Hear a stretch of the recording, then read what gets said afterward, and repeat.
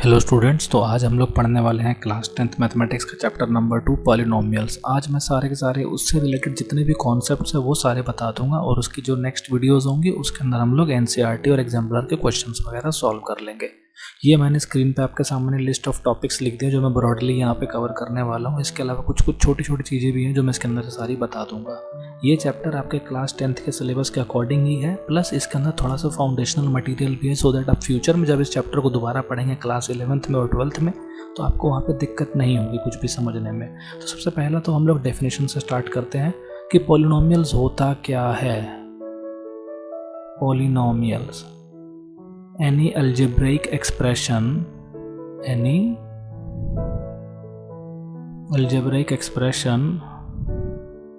of the form, यहाँ लिख देता हूँ मैं px equal to polynomial of x। px को आप रीड कैसे करोगे? पॉलिनोमियल ऑफ x या पॉलिनोमियल इन x, इसको ऐसे रीड करेंगे, बनाएंगे a0 a1x plus a2x square plus a3x cube plus a4x to the power 4 plus a5x to the power 5 dot dot dot anx to the power n। यानी कि ऐसा कोई भी एल्जेब्रिक एक्सप्रेशन जो इससे दिखता है, जैसा मैंने यहाँ पे ड्रॉ किया है, लिखा है, राइट किया है, ठीक है, तो उसके जैसा ही अगर वो है तभी वो पॉलिनोमियल कहलाएगा। ठीक है, आपको यहाँ पे कुछ नोट करने वाली जो बातें हैं वो बता देता हूँ।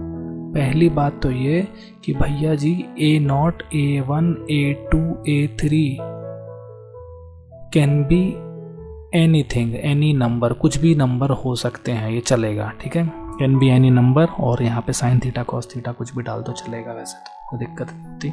ठीक है, पॉइंट यहाँ पे ये है। दूसरी बात ये है कि जो पावर्स होंगी एक्स की, पावर्स ऑफ एक्स क्या होंगी, वो हमेशा होल नंबर्स रहेंगी। ये बात याद रखना आप, वो क्या रहेंगी? Whole numbers. होल नंबर का मतलब 0 1 2 3 4 5 इस तरीके से। ठीक है, ये दो बातें आपको याद रखनी है। ठीक है, पहला तो ये कि a0 a1 a2 a3 can be any number. दूसरा पावर्स ऑफ x जो है वो हमेशा क्या रहना चाहिए? होल नंबर्स ही रहना चाहिए। ठीक है, अगर वो होल नंबर नहीं होगा तो वो पॉलिनोमियल नहीं कहलाएगा। ठीक है, मैं आपको कुछ एग्जांपल्स दे देता हूँ, क्लियर हो जाएगा। यहाँ पे एग्जांपल्स देखो आप। पहला एग्जांपल है x to the power 3 plus x to the power 2 plus x minus 8 equal to 0। नहीं 0 लिखा तब भी ठीक है, कोई फ़र्क नहीं पड़ता। X to the power minus 3 plus x square plus x1 minus 8 maybe again. ठीक है, तो ये पॉलिनोमियल नहीं है। क्यों नहीं है? क्योंकि यहाँ पे आप नोटिस करोगे डिग्री जो इसकी पावर है, सॉरी, वो -3 दी होगा। ठीक है, डिग्री के बारे में आगे चल के देखेंगे। इसके अलावा x to the power half plus x to the power y, ये भी पॉलिनोमियल नहीं है। ठीक है, यहाँ पे क्या दे रखा है? हाफ दिया, और यहाँ पे भी देखो क्या दे दिया? वेरिएबल दे दिया। दोनों के दोनों केसेस इनवैलिड है। X to the power y plus y to the power x equal to 8, ये भी नहीं है। हमेशा पावर जो होल नंबर्स होनी चाहिए, नंबर वेरिएबल नहीं हो सकता है यहाँ पे कभी भी। ठीक है, इसलिए भी गलत है। Fifth, x to the power √2 plus √2 the power x equal to 5, ये भी नहीं है। क्यों? क्योंकि यहाँ पे √2 दिया है और यहाँ पे क्या दिया? एक्स। दोनों इनवैलिड कर दे रहे हैं। अगर एक होता तब भी इनवैलिड था ये। ठीक है, जैसे कि यहाँ पे लिख दिया √2 प्लस 5 इक्वल टू 0, ये भी नहीं है। ठीक है, तो आई होप आपको एग्जांपल से समझ में आ गया कि पॉलिनोमियल्स क्या होते हैं। ठीक है, और क्या नहीं होते हैं, ये भी समझ में आ ही गया आपको। एक एग्जांपल और देता हूँ मैं आपके सामने, आप मुझे बताइएगा क्या ये पॉलिनोमियल है? X cube divided by x square plus 4 equal to 5। तो इसका आंसर है बिल्कुल है, क्योंकि देखो यहाँ पे x cube divided by x square से आएगा क्या? इवेंचुअली यही तो आएगा, लिखा हुआ एक्स प्लस 4 इक्वल टू 5, है ना? तो ये वैलिड है, कोई दिक्कत वाली बात नहीं है। ठीक है, तो इसलिए ये क्या है? एक पॉलिनोमियल है जो वैलिड है कंप्लीटली यहाँ से यहाँ तक। अच्छा, नेक्स्ट इसके बाद क्या होता है? डिग्री क्या होती है, और उसी के बेसिस पर हम लोग टाइप्स की बात करने वाले हैं। What is degree of a polynomial? चलिए देखते हैं क्या करके। डिग्री ऑफ अ पॉलिनोमियल का मतलब होता है highest power of x in an algebraic expression, in an algebraic expression, किसके? पॉलिनोमियल के ही। ठीक है, डिग्री हमेशा जो है याद रखना वो पॉलिनोमियल के लिए ही डिफाइन होती है। ठीक है, डिग्री किसके लिए डिफाइन होती है? पॉलिनोमियल के लिए डिफाइन होती है। तो for example x to the power 3 minus x to the power 4 plus x square minus 8 equal to 0, इस वाले केस में ये पॉलिनोमियल वैलिड है ना, इसलिए टिक लगा दिया है। तो डिग्री क्या है यहाँ पे 4 है, x to the power 3 plus x to the power -2 plus x minus 4 equal to 0। ये पॉलिनोमियल इनवैलिड है, तो इसलिए डिग्री क्या रहेगी, कोई डिफाइन ही नहीं होती डिग्री इन केसेस के लिए। ठीक है, समझ में आ गई बात। तो फर्स्ट एग्जांपल था, second, third example x to the power 3 plus x to the power 1 minus x to the power 8 equal to 0। तो इस वाले केस में ये भी वैलिड है, तो डिग्री कितनी हो जाएगी इस वाले केस में, 8 हो जाएगी। ठीक है, तो based on the degree there are different types of polynomial. एक एक करके देखते हैं हम लोग टाइप्स ऑफ पॉलिनोमियल कौन कौन से हैं। बिल्कुल बेसिक सी बातें हैं सारी की सारी ना। टाइप्स ऑफ पॉलिनोमियल देखो, अगर डिग्री आपकी 0 है, अगर डिग्री 1 है फंक्शन की उस पॉलिनोमियल की, डिग्री 2 है या फिर डिग्री 3 है, डिग्री 4 है, तो क्या कहलाएगा। अगर देखो डिग्री 0 है तो उसको बोलते हैं कांस्टेंट पॉलिनोमियल। क्या बोलते हैं, कांस्टेंट पॉलिनोमियल। एग्जांपल 8, 5, 3, p, कुछ भी ले लो, ये सारे कांस्टेंट नंबर्स होने चाहिए। ठीक है, वेरिएबल नहीं है, p यहाँ पे कांस्टेंट है। ठीक है, तभी अलाउड है। अच्छा, उसके बाद डिग्री अगर 1 दे रखी है तो क्या होगा, जैसे आपने ले लिया x, y, ठीक है, इस तरीके से, या फिर आपने लिख दिया 2x प्लस 5 इक्वल टू 0, या फिर आपने लिख दिया 3x माइनस 7। ये सारे के सारे क्या हैं आपके पास, कौन से पॉलिनोमियल हैं, डिग्री 1 वाले पॉलिनोमियल है। इन पॉलिनोमियल को हम लोग बोलते हैं लीनियर पॉलिनोमियल। ठीक है, डिग्री 2 वाले पॉलिनोमियल को हम लोग बोलते हैं क्वाड्रेटिक पॉलिनोमियल। डिग्री 3 वाले को बोलते हैं क्यूबिक पॉलिनोमियल। डिग्री 4 वाले को बोलते हैं बाई क्वाड्रेटिक पॉलिनोमियल या फिर क्वाड्रेटिक पॉलिनोमियल भी बोलते हैं। क्वाड जो है, क्वाड्रा, ये एक लैटिन टर्म है, याद रखेंगे। ठीक है, क्वाड्रा, और क्वाड्रा का मतलब होता है squared.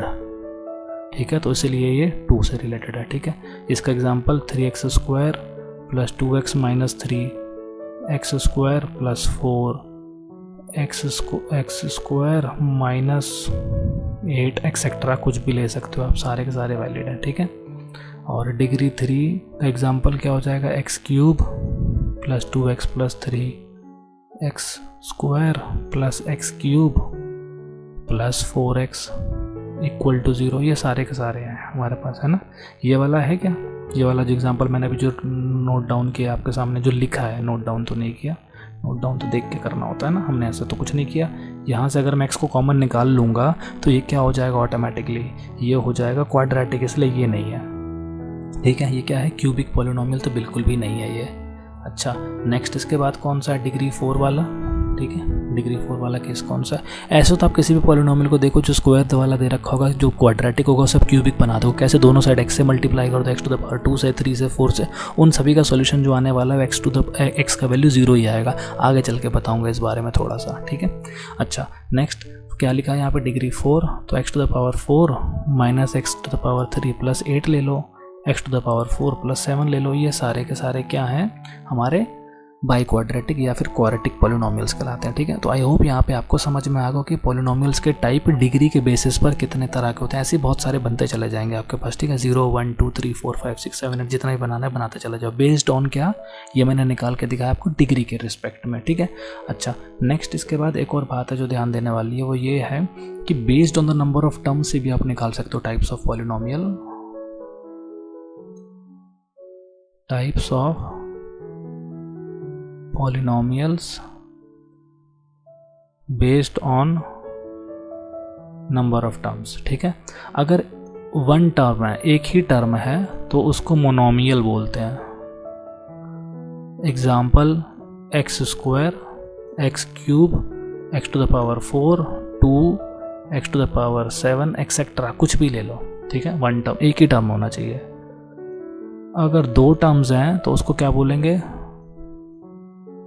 Binomial. For example x plus 2, x square plus 3, x cube minus 8 etcetera, ये क्या है, बाइनोमियल है। अगर 3 टर्म्स हैं तो उसको क्या बोलेंगे हम लोग, ट्राइनोमियल बोलेंगे। ठीक है, ट्राइनोमियल का केस कौन सा हो सकता है हमारे पास, ट्राइनोमियल का केस फॉर एग्जाम्पल आपने क्या ले लिया, x plus y plus 4 3 terms है ना यहाँ पे, इनको बोल सकते हैं हम लोग, ठीक है। अब एक इम्पॉर्टेंट बात है यहाँ पे जो ध्यान देने वाली है वो क्या होती है, वो ये होती है कई बार कि अगर आपको टर्म्स, जैसे मैंने यहाँ पे क्या बोला 3 टर्म्स है, कौन कौन से टर्म्स हैं, x है, y है और 4 है। तो x एक वेरिएबल है, y एक वेरिएबल है और जो 4 है ये क्या है, ये कांस्टेंट दिया हुआ है, यहाँ पे कांस्टेंट दिया हुआ है ना। तो क्या ये ट्राइनोमियल है या नहीं है, हमेशा ध्यान देना नंबर ऑफ टर्म्स में इसका मतलब क्या, what do you mean by term. Term का मतलब क्या होता है, टर्म देखो 2 तरह के हो सकते हैं, या तो कांस्टेंट टर्म हो सकता है या कौन सा हो सकता है, वेरिएबल, नॉट पॉलिनोमियल तो नहीं, वेरिएबल टर्म हो सकता है, ठीक है। यहाँ पे मैं इसको अलग कलर से लिख देता हूँ, वेरिएबल टर्म्स हो सकते हैं, ठीक है। टर्म्स 2 तरह के हो सकते हैं, कौन कौन से, कांस्टेंट भी हो सकते हैं और वेरिएबल टर्म्स भी हो सकते हैं। तो क्या ये दोनों के दोनों मतलब वैलिड हैं। फॉर एग्जांपल अगर मैं लिख दूँ 2 + 3, ठीक है, एग्जांपल मैं लिख रहा हूँ यहाँ पे देखो 2 + 3, तो आप इसको क्या बोलोगे, बाइनोमियल बोलोगे या फिर मोनोमियल बोलोगे, क्या बोलोगे इसको आप, ये बताओ, बोलोगे आप इसको बाइनोमियल बोलोगे या फिर मोनोमियल बोलोगे। ये एक बड़ा अजीब सा सवाल बन गया हमारे पास यहाँ पे, है ना, कि बाइनोमियल बोलेंगे कि मोनोमियल बोलेंगे। अच्छा मैं एक दो एग्जांपल और देता हूँ सो दैट आपको थोड़ा और ढंग से समझ में आ जाए। मान एक काम करते हैं, पहले तो पेज को थोड़ा सा स्क्रॉल करके स्पेस बना लेते हैं, स्क्रॉल करके, ठीक है। तो सपोज करो मैंने ये लिख दिया x³ y, ये क्या है, बाइनोमियल है या फिर मोनोमियल है, ये क्या है, ये सारे के सारे केसेस ये समझने की कोशिश कर रहे हैं। देखिए मैं आपको बताता हूँ यहाँ पे सबसे पहली बात, ये जो चीज़ है, ये वाला जो टर्म हमने यहाँ पे बनाया है, इसको हम लोग मोनोमियल ही बोलेंगे। मोनोमियल का मतलब क्या होता है, टर्म्स का मतलब देखो, टर्म्स जो है ना वो कांस्टेंट भी हो सकते हैं, जैसे मैंने भी बताया आपको, वो कांस्टेंट भी हो सकते हैं और वो वेरिएबल भी हो सकते हैं, ठीक है।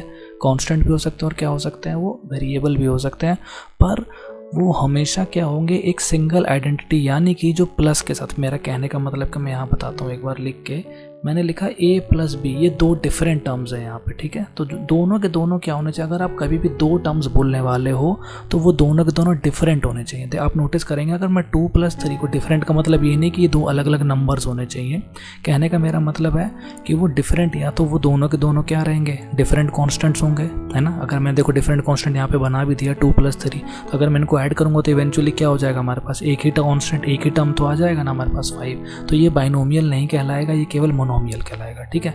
लेकिन अगर हमको इस तरह से लिखा था, जैसे यहाँ पे लिखा है x + y + 4, तो ये बिल्कुल वैलिड है और ये ट्राइनोमियल ही कहलाएगा, ठीक है। मैं आपको कुछ और एग्जांपल देता हूँ, उससे समझ में आ जाएंगे कि बाइनोमियल, ट्राइनोमियल, पॉलिनोमियल ये क्या होते हैं। पॉलिनोमियल के सारे केसेस है ना, तो मैं आपको बताता हूँ। देखिए जैसे फॉर एग्जाम्पल मैंने लिख दिया x³ y + xy³ + x² y² + xy, ठीक है। तो यहाँ पे देखेंगे आप तो 3 डिफरेंट काइंड्स ऑफ क्या दे रखे हैं हमको, टर्म्स दिए हुए हैं सारे के सारे वेरिएबल्स ही, लेकिन ये 3 अलग अलग तरह के हैं, ठीक है। यानी कि इन दोनों में से कोई भी ऐसा नहीं है कि मैं दोनों को मर्ज करके एक एंटिटी में कन्वर्ट कर सकता हूँ। तो ये है क्या, हमारे पास यहाँ पे कितने टर्म्स हैं, 4 टर्म्स हैं, ठीक है।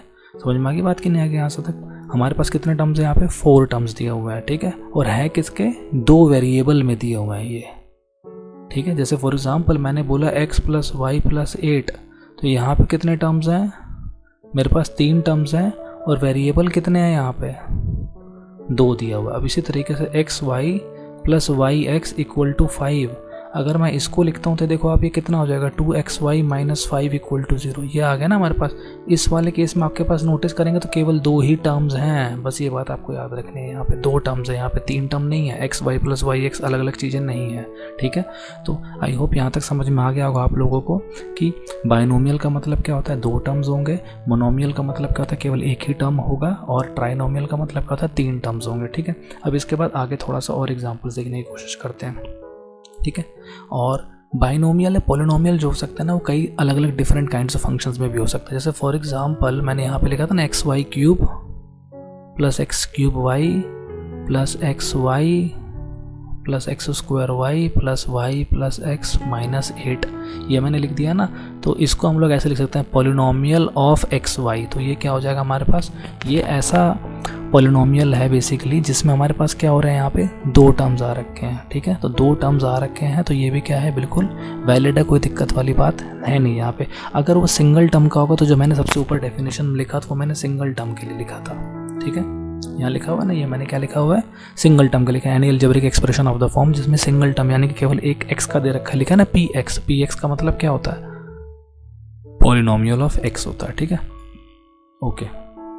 और यहाँ पे मैंने कितने का टर्म्स का बना दिया है, इसको 2 का बना रखा है, x y cube plus x cube y plus x y plus x square y plus y plus x minus 8। तो ये जो है कितने वेरिएबल का है, ये 2 वेरिएबल का पॉलिनोमियल है, ठीक है। लेकिन इसमें टर्म्स कितने, 1 2 3 4 5 6 7 टर्म्स हैं इसमें, 7 टर्म्स, ठीक है। तो आई होप यहाँ तक क्लियर हो गया होगा आप लोगों को। मैंने आपको बता दिया डिग्री के बेसिस पे कितने टाइप के पॉलिनोमियल बन सकते हैं और side by side number of terms के बेसिस पे कितने टाइप के पॉलिनोमियल बन सकते हैं। अब अगली इंपॉर्टेंट बात होती है ज्योमेट्रिकल क्या इंटरप्रिटेशन, यानी कि अगर हम लोग इनके ग्राफ्स बनाने की कोशिश करेंगे तो पॉलिनोमियल्स के कैसे हो सकते हैं। सम प्लॉट्स ऑफ पॉलिनोमियल्स होते तो बहुत सारे हैं, इसमें प्लॉट्स तो ख़त्म ही नहीं होंगे कभी, खुद में ये अपनी खुद की एक बुक बन जाएगी, ठीक है। पर मैं आपको कुछ स्पेसिफिक एग्जांपल्स देके बता देता हूँ। मेरा कहने का मतलब क्या है, अगर देखो डिग्री उसकी 1 दे रखी है ना, तो वो स्ट्रेट लाइन होगा, वो जो ग्राफ ड्रॉ होने वाला है वो स्ट्रेट लाइन होगा, पॉइंट नंबर 1। अगर डिग्री 2 दे रखी होगी तो वो पैराबोलिक होगा। पैराबोलिक का मतलब क्या होता है, यू शेप्ड कर्व होता है, U shaped, exactly U shaped भी नहीं बोल सकते उसको, वी शेप या यू शेप के जैसा होता है, हल्का सा थोड़ा सा मतलब स्टीपनेस हो सकती है उसके अंदर। अगर डिग्री उसकी 3 दे रखी होगी तो वो एस शेप्ड कर्व होता है मोस्टली, ठीक है। यानी कि मेरा कहने का मतलब क्या है, अगर कोई स्ट्रेट लाइन है यानी कि डिग्री 1 है तो काइंड ऑफ ऐसा जा रहा होगा मे बी, ठीक है, मे बी ऐसे जा रहा होगा, ये सारे के सारे। ऐसा भी हो सकता है कि ऐसे जा रहा हो, कुछ फ़र्क नहीं पड़ता। ये सारे के सारे किसके केसेस हैं, डिग्री 1 वाले केसेस हैं ये सारे के सारे, ठीक है। और दूसरी इंपॉर्टेंट बात मैं यहाँ पे साइड बाय साइड ही बता भी देता हूँ आपको कि जितनी डिग्री होती है उतने ही ज़ीरोज़ होते हैं। ज़ीरो ऑफ अ पॉलिनोमियल भी यहीं लिख देता हूँ मैं जल्दी से। ज़ीरो ऑफ अ पॉलिनोमियल का मतलब क्या होता है, point on x axis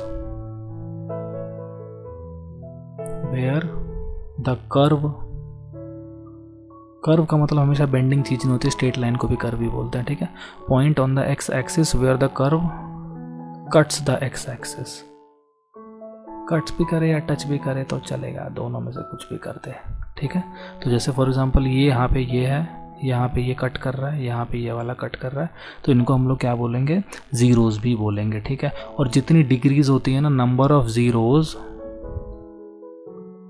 equal two degree. तो अगर डिग्री 1 है तो ज़ीरोज़ भी कितने होंगे, 1 ही होगा, यानी कि 1 ही बार कट करेगा वो, ठीक है। तो आई होप ये वाली लाइन क्लियर हो गई होगी यहाँ से। अब आपको मैं एक और एग्जांपल दे देता हूँ। डिग्री 1 का एग्जांपल दे दिया था ना, और डिग्री 2 का भी बना के दिखा देता हूँ। ये देखो, तो डिग्री 2 का एग्जांपल क्या हो जाएगा, ऐसा, इसके अलावा ऐसा भी हो सकता है, ये भी हो सकता है, ठीक है। इनमें से कोई से भी केसेस हो सकते हैं। इसके अलावा भी बहुत सारे शेप्स बनेंगे, लेकिन वो जनरली होगा क्या, यू शेप ही होगा, ठीक है। तो हम लोग यहाँ पे अगर ज़ीरोज़ देखेंगे तो यहाँ पे क्या है, कोई ज़ीरो नहीं है, नो ज़ीरोज़। यहाँ पे कितने ज़ीरोज़ हैं, 2 ज़ीरोज़ हैं। यहाँ पे कितने ज़ीरोज़ हैं, 1 ज़ीरोज़ है, ठीक है। एक्स एक्सिस को एक ही बार कट कर रहा है ना, तो डिग्री 2 के लिए मैंने दिखा दिया। अगर डिग्री 3 दे रखी होगी तो ऐसा बन सकता है।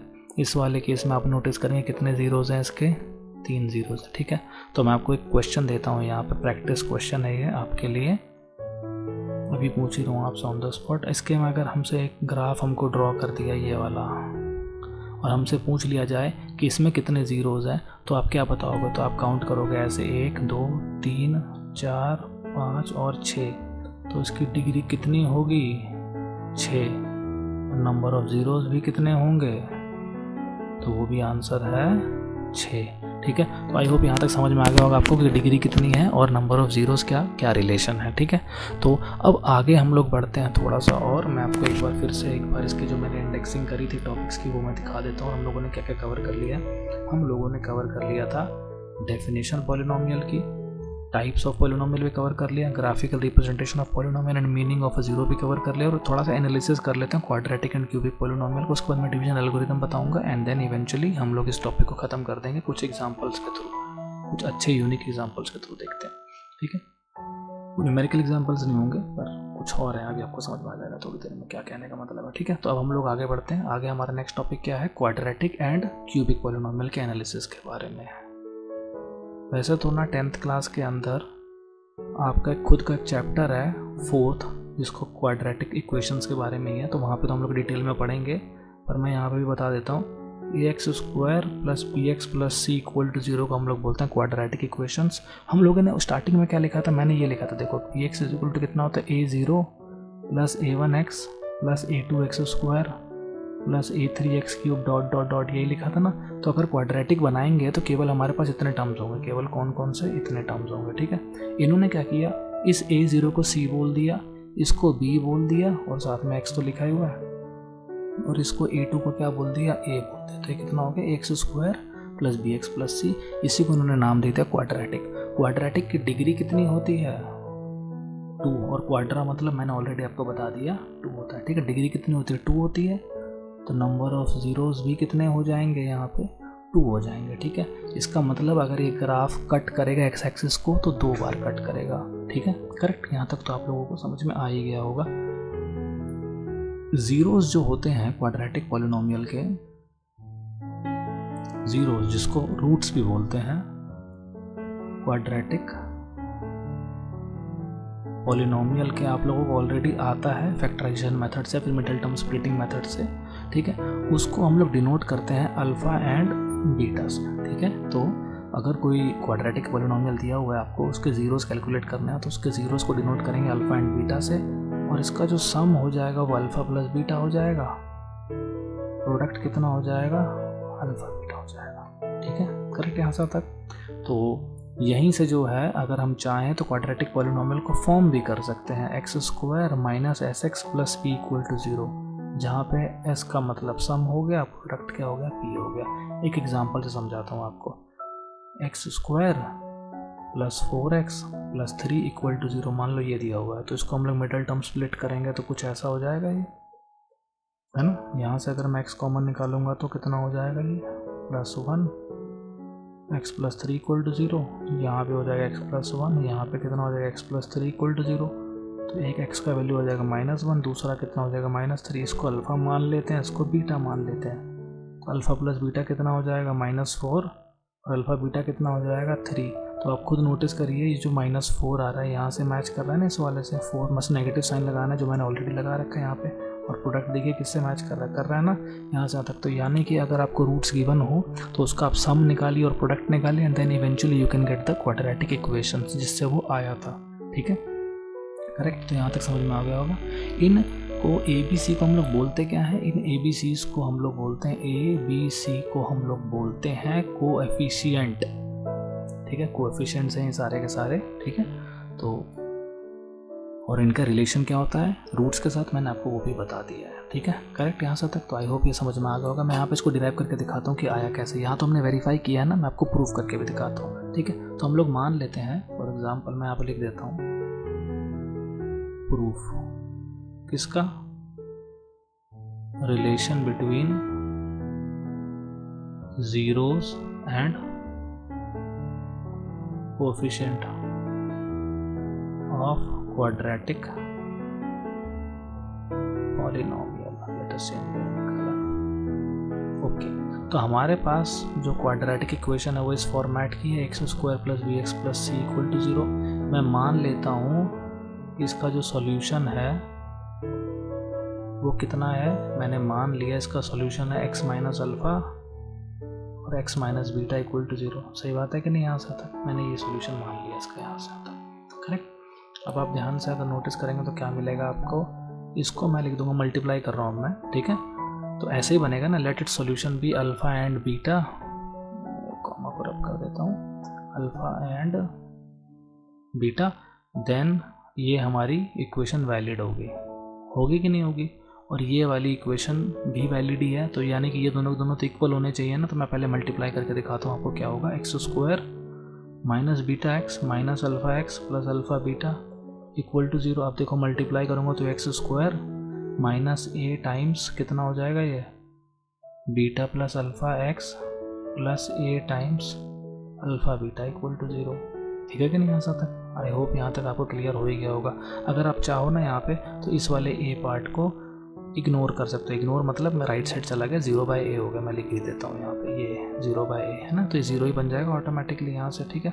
तो मैं इसको अगर हटा दूँ यहाँ से, तो यहाँ से भी हटा ही सकता हूँ लाइक दिस, ये देखो मैंने हटा दिया। अब आप खुद देखिए तो x square minus alpha plus beta कितना आ रहा है, एस एक्स हो जाएगा, और यहाँ से कितना हो जाएगा, पी हो जाएगा, ठीक है। लेकिन मुझे कोफिशिएंट में रिलेशन निकालना था। ये तो मुझे समझ में आ गया कि यहाँ पे सम ऑफ द रूट्स आने वाला और यहाँ पे प्रोडक्ट ऑफ द रूट्स आने वाला है। अब आप देखिए मैं इसको मैनिपुलेट करता हूँ इस वाली लाइन को। अगर मैं यहाँ से भी कॉमन निकाल दूंगा एक बार तो ऐसा दिखाई देगा ना, ये सही बात है। फिर इसमें भी इस ए को फेंक दूंगा राइट साइड, तो क्या हो जाएगा, x square plus b by a x plus c by a equal to 0। अब आप कंपेयर करो इन दोनों को, क्या करो, कंपेयर खुद से, तो आपको क्या दिख रहा है, सम कितना है यहाँ पे, जो सम है वो माइनस बी बाई ए आ गया, एंड प्रोडक्ट देखो कितना आ गया, सी बाई ए। कंपेयर कैसे कर रहे हैं मैं दिखा देता हूँ। ये देखो ये रहा प्रोडक्ट, तो ये रहा, यहाँ पे मैच करेगा ना साथ वाला साथ के साथ, ठीक है। यहाँ सम था तो यहाँ ये है, ठीक है। जो मैंने पिंक से करा और रेड से करा है वो कॉरस्पॉन्डिंग टर्म्स हैं, तो इसलिए सम कितना आ गया, माइनस बी बाई ए, और प्रोडक्ट कितना आ गया हमारे पास यहाँ पे, सी बाई ए आ गया। तो ये मैंने निकाल के दिखाया आपको क्वाड्रेटिक पॉलिनोमियल के क्या relation between roots and coefficient. इसी तरीके से क्यूबिक पॉलिनोमियल का भी मैं दिखाता हूँ आपको। तो चलिए, तो अब हम लोग कर लेते हैं relation between coefficients of relation between coefficients and roots of cubic polynomial भी मैं करके दिखा देता हूँ। पहले तो क्यूबिक पॉलिनोमियल होता क्या है वो देख लेते हैं। A X cube plus B X square plus C X plus D equal to 0 cubic polynomial होता है। तो मान लेते हैं कि इसके ज़ीरोज़ को मान लिया मैंने अल्फ़ा बीटा एंड गामा मान लिया, ठीक है। अल्फ़ा बीटा एंड गामा मैंने इसके ज़ीरोज़ मान लिए। तो अब मैं इसको कैसे लिख सकता हूँ, x minus alpha x minus beta and x minus gamma equal to 0, ठीक है। अब इसको थोड़ा सा सिंप्लीफाई करते हैं, थोड़ा सा इसमें अलजेब्रा लगाते हैं एंड फिर इन दोनों को कंपेयर कर लेंगे, किस किस को, इसको और इसको, इसके जो फाइनल रिजल्ट आने वाला है उसको, ठीक है। मैं दिखाता हूँ कैसे करेंगे। सबसे पहला तो ये पोर्शन हो जाएगा एक्स स्क्वायर माइनस कितना X beta minus alpha x plus alpha beta और X minus gamma equal to 0, ठीक है। अब उसके बाद नेक्स्ट स्टेप में कितना हो जाएगा, x square minus alpha plus beta times x, और यहाँ से कितना हो जाएगा प्लस अल्फ़ा बीटा एंड यहाँ से हो जाएगा x minus gamma equal to कितना 0, ठीक है। अब नेक्स्ट स्टेप में क्या करेंगे हम लोग, यहाँ से दोबारा से मल्टीप्लाई करेंगे इसको, ठीक है कि नहीं। तो पहली बार जब मल्टीप्लाई होगा तो एक्स क्यूब, उसके बाद हो जाएगा एक्स स्क्वायर गामा, फिर यहाँ से आ जाएगा minus x square alpha plus beta, ठीक है। पहले मैंने एक्स स्क्वायर को मल्टीप्लाई किया इस वाले एक्स से, मैं कलर चेंज कर देता हूँ। पहले मैंने क्या किया, इस वाले एक्स स्क्वायर को इससे मल्टीप्लाई किया, फिर मैंने गामा से किया, तो वही मैंने लिखा। मैं इसी प्रोसेस को करता चला जा रहा हूँ रिपीटेडली, ठीक है। तो नेक्स्ट स्टेप उसके बाद क्या हो गया मेरे पास, मैंने सबसे पहले एक्स स्क्वायर को करा तो x cube minus gamma x square, फिर आ गया minus alpha plus beta times x square and then plus होके हो जाएगा alpha plus beta x gamma यहाँ से, फिर आ जाएगा alpha beta x minus alpha beta gamma equal to 0। थोड़ा सा इसको सिंप्लीफाई कर लेते हैं और यहाँ से जो स्क्वायर वाले टर्म्स हैं इनको मैं एक्स स्क्वायर कॉमन निकाल दूंगा, तो ये हो जाएगा alpha plus beta plus gamma, और यहाँ से क्या हो जाएगा, यहाँ से एक्स कॉमन निकाल देंगे तो ये हो जाएगा alpha gamma plus beta gamma plus alpha beta, ठीक है। और यहाँ से कितना हो जाएगा minus alpha beta gamma equal to 0। तो हमारे पास इवेंचुअली क्या इक्वेशन बन के आई है, ये वाली बन के आ गई, ठीक है। अब मैं आपको दिखाता हूँ ऊपर वाली इक्वेशन क्या थी। ऊपर क्या था, A X cube plus B X square plus C X plus D equal to 0। तो मैं किस किस को कंपेयर करने वाला हूँ, इस वाली को और इस वाले को, जहाँ मैंने ग्रीन मार्कर सेट किया, ठीक है। चलिए तो मैं कंपेयर करता हूँ, मैं दोबारा से लिख देता हूँ सबसे ऊपर वाली लाइन को। कितना था, A X cube plus B X square plus C X plus D equal to 0। अगर मैं यहाँ से भी ए को कॉमन निकाल दूंगा तो x cube plus b by a x square plus c by a x plus d by a equal to 0, ठीक है। तो कंपेयर करते हैं इससे इसको, ठीक है। मैं जहाँ जहाँ पे जो जो सर्कल करूँगा वो वाले पार्ट कंपेयर हो रहे हैं, ठीक है। तो बी बाई ए और यहाँ पे ये नेगेटिव साइन के साथ है ना, यहाँ पे पैरेलल लग रहा होगा, ठीक है। तो इन दोनों को लिख दूंगा, तो यानी कि alpha plus beta plus gamma किसके बराबर हो जाएगा, माइनस बी बाई ए के बराबर हो जाएगा। अच्छा, ये डी बाई ए पार्ट इससे मैच कर रहा है ना, हमेशा कॉरस्पॉन्डिंग मैच करेंगे ना टर्म्स, तो ये इससे मैच कर रहा है, ये इससे कर रहा था। तो मैं यहाँ पे क्या लिख दूंगा, अल्फ़ा बीटा गामा कितने के बराबर आ गया, -d/a के बराबर आ गया।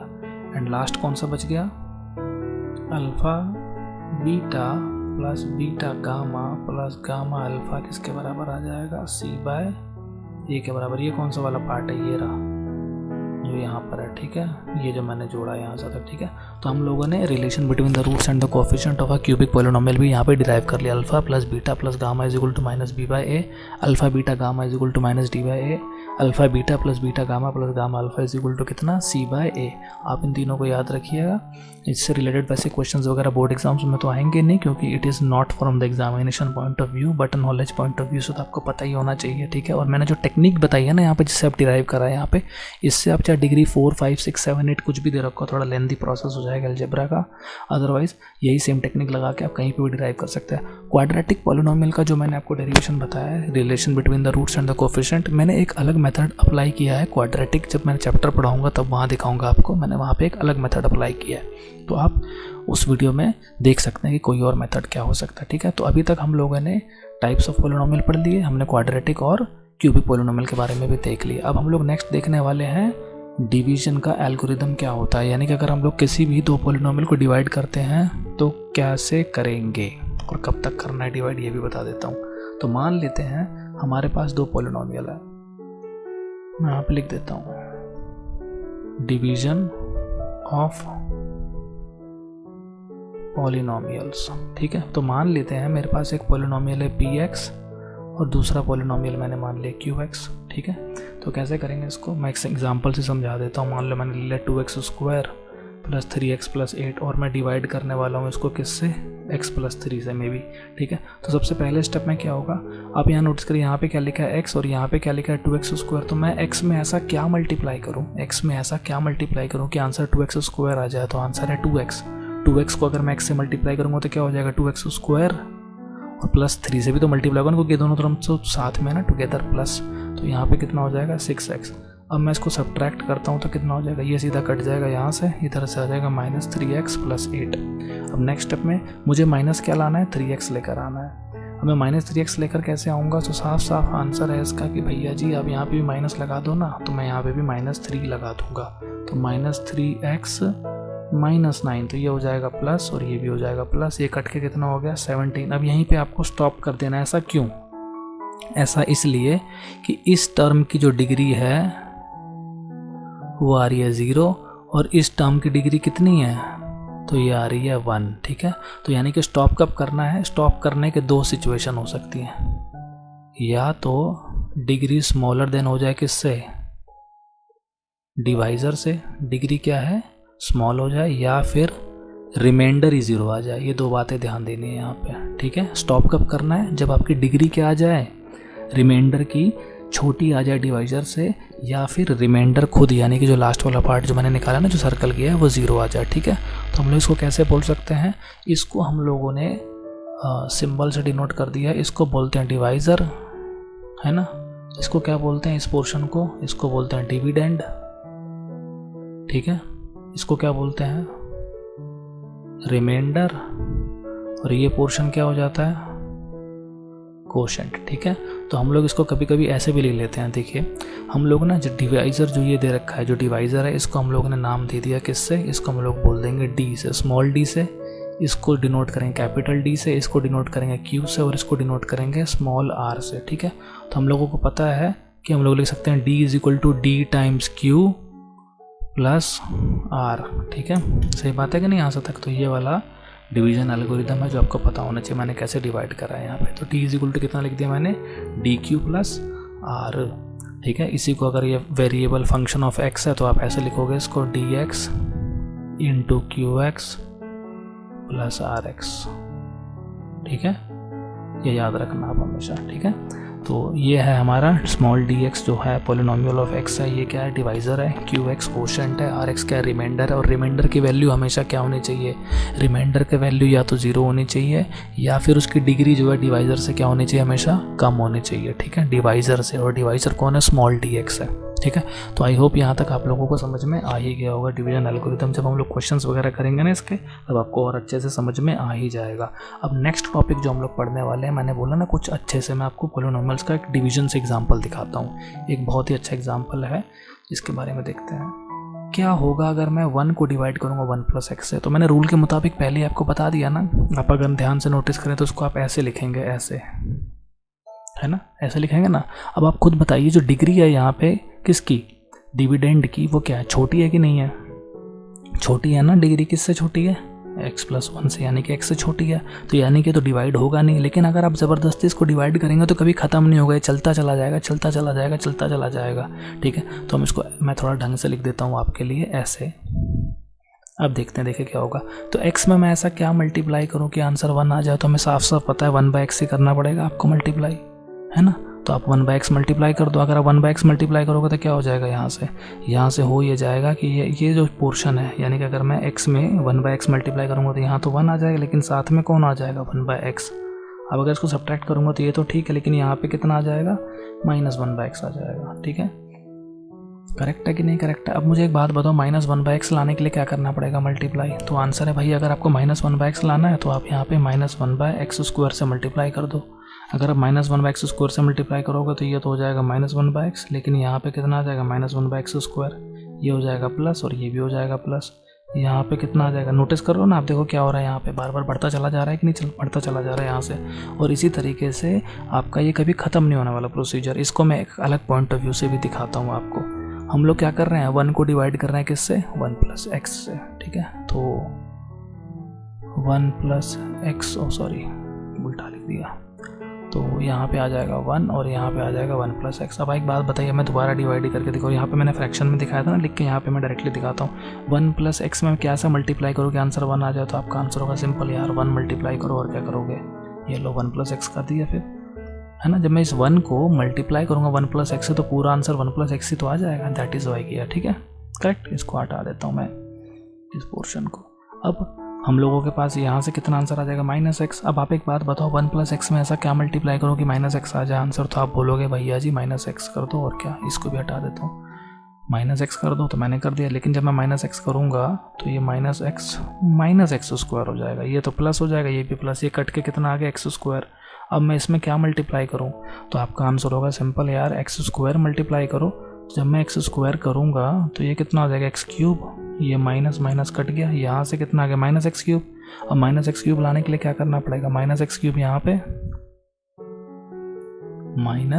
-x³ यहाँ पर आ जाएगा, और यहाँ पे -x⁴ कितना हो जाएगा, 4। ये हो जाएगा प्लस, ये भी प्लस, कट के कितना आ गया, x⁴। अब x⁴ लाने के लिए मुझे किससे मल्टीप्लाई करना पड़ेगा, x⁴ से ही करूँगा। तो x⁴ प्लस x⁴ कितना हो गया, ये 5। यहाँ पे कितना आ जाएगा, ये माइनस, तो यहाँ से ये तो कट गया, -x⁴। अब देखो इसी तरह से ये सो ऑन चलता चला जाएगा। ठीक है, लेकिन मैं आपको एक कमाल की चीज़ दिखाता हूँ। यहाँ पे आप पैटर्न नोटिस कर रहे हो, यहाँ पे देखो कितना कमाल की चीज़ आ रही है। क्या आ रहा है, ये आ रहा है, यानी कि मैं ये बोल सकता हूँ, मैं कहाँ लिखूँ, यहाँ लिख देता हूँ, इतने से पोर्शन में आपके लिए यहाँ लिख देता हूँ मैं कि 1/1 + x किसके बराबर आ रहा है। तो आंसर है 1 - x + x² -x³ + x⁴ फिर -x⁴ + x⁴ and so on. ये बड़ी कमाल की चीज़ है, ये आपको याद होना चाहिए। ये बहुत ही मस्त मतलब चीज़ मिल गई आपको यहाँ पे। सिमिलरली अगर वहाँ पे 1 - x दे रखा होगा तो इसका आंसर कितना हो जाएगा, तो जहाँ पे ऑड पावर्स थी वो सारी की सारी क्या हो जाएंगी, ऑटोमेटिकली पॉजिटिव हो जाएंगे। तो आंसर ये आ जाएगा। बहुत ही ज़्यादा कमाल की चीज़ है, इसको आप याद रखिएगा, ये आगे चल के आपके काम आने वाली है कहीं ना कहीं indirectly. Arithmetic progression, sequence and series पढ़ेंगे ना, वहाँ पे आप ज्योमेट्रिक प्रोग्रेशन पढ़ने वाले हैं। तो आपको मैं यहाँ पे समझाता हूँ इसका एसेंस क्या है, जिससे आपको समझ में आ जाए मैं क्यों बोल रहा हूँ। बहुत मस्त चीज़ है ये। सपोज करो मैं आपसे ये पूछ लूँ 1 क्यों, 2 ले लेते हैं, 2 + 2² + 2³ + 2⁴ ... इसका सम क्या होगा। तो इसका सम देख रहे हो आप, कांस्टेंट होगा इसका सम। कैसे, देखो लग तो रहा है यार ये तो इन्फिनाइट है, तो बहुत दूर तक जा रहे हैं, लेकिन इसका आंसर फाइनाइट है। कैसे पता मुझको, यहाँ लिख देता हूँ मैं एक पार्ट और पहले तो एग्जांपल के लिए, इसको थोड़ा सा रब करके स्पेस देता हूँ आपको। यहाँ पे 1 प्लस लिख दिया। अब आप नोटिस कर रहे हो यहाँ से देखो इस जगह से ये रहा 1, फिर ये रहा 2, ये भी 2 स्क्वायर है, ये 2 क्यूब है, 2 to the power 4, 2 to the power 5, तो इसका आंसर कितना हो जाएगा 1/1 माइनस 2, है ना। कितना आंसर हो जाएगा इसका 1/1 माइनस 2। देखो क्या आंसर आ रहा है -1। ये कमाल नहीं होगा, ऐसा कैसे हो सकता है? ये सही है ये answer? How? No, it is not correct, ये रॉन्ग है यहाँ पे, ठीक है। पर पॉइंट मेरा क्या है, जो मैं समझाना चाह रहा हूँ, फिर वो बात क्या है? वो बात ये है आपको जो ध्यान देनी है यहाँ पे, ये वैलिड तब है ये वाला एक्सप्रेशन जब x का वैल्यू 1 से छोटा हो, ठीक है। आपने यहाँ पे क्या ले लिया, x को 2 ले लिया, इसलिए इनवैलिड हो गया ये, ठीक है। ये क्या हो गया, इसलिए इनवैलिड हो गया। अगर मैं यहाँ पे x का वैल्यू 1 से छोटा लेता, मे बी हाफ लेता या कुछ और लेता, तो बिल्कुल ये एक परफेक्ट आंसर आ जाता, ठीक है। यहाँ पे ध्यान देने वाली बात क्या है, बस ये याद रखना आप हमेशा कि x का वैल्यू कितना होना चाहिए, यानी कि ये जो मैंने एक्सपेंशन लिखा है ना यहाँ पे, इसको एक्सपेंशंस बोलते हैं। आंसर कितना आ रहा है इसका, इतना आ रहा है ना, डॉट डॉट डॉट करते हुए, ठीक है। 1 plus x to the power 2 plus x to the power 3 plus x to the power 4 plus x to the power 5 plus dot dot dot. Actually in 3 dots को भी एक नाम दिया हुआ है, इनको बोलते हैं एलिप्सिस। एलिप्सिस बोलते हैं इन तीनों डॉट्स को, ठीक है। इसका मतलब आगे और भी टर्म्स है खूब सारे। तो ये वैलिड तभी है जब x का वैल्यू क्या हो, 1 से छोटा हो, और ऊपर वाला टर्म हमेशा वैलिड है। ऊपर 1/1 प्लस x में आप कुछ भी लिख सकते हैं, 2, 3, 4, 5 जो मन करे, और वो भी वैलिड आएगा। इन दोनों फंक्शंस को आप याद रखिएगा, बहुत काम आने वाला है आपके आगे चल के। ये काफ़ी सारी अजीब-गरीब सिचुएशंस में हेल्प करेंगे, स्पेसिफिकली IIT JEE के क्वेश्चंस में तो बहुत ही काम आएंगे ये, ठीक है। तो इसके साथ ही हमारा ये वाला चैप्टर कंप्लीट हो जाता है। हम लोगों ने सारे के सारे टॉपिक कवर कर लिए, पॉलिनोमियल्स के कुछ भी नहीं छूटा है, उल्टा थोड़ा बहुत हमने कुछ एक्स्ट्रा ही पढ़ डाला है, ठीक है। तो इनको अच्छे से आप रिवाइज कर लीजिएगा। आपको द नेक्स्ट वीडियो के अंदर जब मैं इसके क्वेश्चन सॉल्व करूँगा तो कॉन्सेप्ट्स और स्ट्रॉन्ग हो जाएंगे, ठीक है। तो एक बार इसको जरूर दोबारा से देख लीजिएगा। कोई चीज़ ना समझ में आई हो तो रिपीट करके लूप ओवर करके देखते रहिएगा, सब कुछ समझ में आ जाएगा। और इसको पढ़ते वक्त पेन एंड पेपर लेके बैठिएगा। चलिए फिर रखता हूँ, अब नेक्स्ट वीडियो में हम लोग न्यूमेरिकल सॉल्व करेंगे। Okay, bye.